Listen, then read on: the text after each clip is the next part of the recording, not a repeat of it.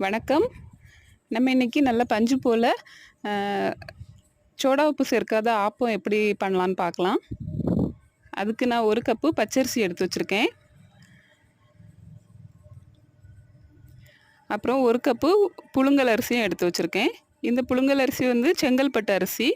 இது நாங்க இட்லிக்கும் யூஸ் பண்ணுவோம், சாப்பாட்டுக்கும் யூஸ் பண்ணுவோம். அதுக்கப்புறம் அதே கப்பில் ஒரு 1/4 கப்பு அ அவல் வேணும். சம்பா அவலும் யூஸ் பண்ணலாம். நான் இன்னைக்கு வெள்ளை அவல் எடுத்திருக்கேன்.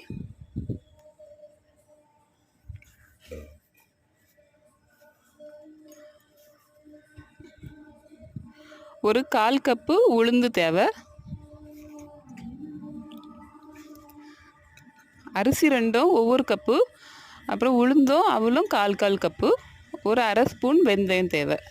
இதில் நம்ம அவலை தவிர மற்ற எல்லாத்தையும் சேர்த்து ஒரு 3 தண்ணி கழுவுனதுக்கப்புறமா நல்ல தண்ணி ஊற்றி நம்ம இதை ஒரு 7-8 மணி நேரம் நல்லா ஊற வைக்கணும். கிரைண்டரில் அரைக்கிறதுக்கு ஒரு 1/4 மணி நேரம் முன்னாடி நம்ம அவலை ஊற வச்சா போதும். அவல் உடனே ஊறிடும். அதனால் இப்போ கிரைண்டரில் நம்ம சேர்த்து நல்லா நைஸாக அரைச்சாச்சு. அதுக்கப்புறம் இதில் கல் உப்பு சேர்த்துருக்கேன். கல் உப்பு சேர்த்துட்டு ஒரு 4-5 செகண்ட் இதை நம்ம கிரைண்டரில் ஓட விடணும்.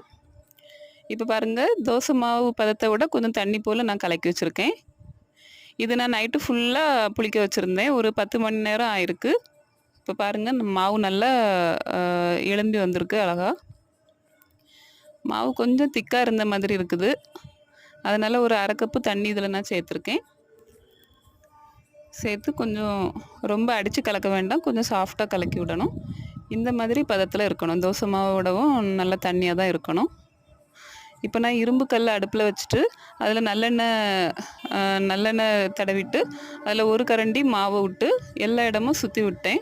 சுற்றி விட்டுட்டு தீயை கொஞ்சம் கூட்டி வச்சுட்டு அப்படியே ஓப்பனில் வச்சுருக்கேன். அப்போ தான் அது ஹோல்ஸ் எல்லாம் ஸ்பீடாக விழும். ஹோல்ஸ் விழுந்ததுக்கப்புறமா நம்ம தீயை சிம்மில் வச்சுட்டு மூடி போட்டு இதை வேக வைக்கணும். சீக்கிரமாகவே வெந்துடும். இப்போ பாருங்கள், நல்லா சாஃப்டான ஆப்பம் கிடச்சிருக்கு. இதில் நம்ம சோடா உப்பு சேர்க்கலை. சோடா உப்பு சேர்க்காமலே நல்லா சாஃப்டாக தான் இருக்குது. நான் சோடா உப்பு எப்போவுமே எதுலேயுமே எங்கள் வீட்டில் நாங்கள் யூஸ் பண்ண மாட்டோம். அது உடம்புக்கு கெடுதல். அதனால் நான் இன்றைக்கி ஆப்பத்துக்கு கடலை குழம்பு தான் வச்சுருந்தேன். நல்ல டேஸ்ட்டாக இருந்தது. நீங்களும் இதே மாதிரி ஆப்பம் செய்து பாருங்கள். தேங்க்யூ.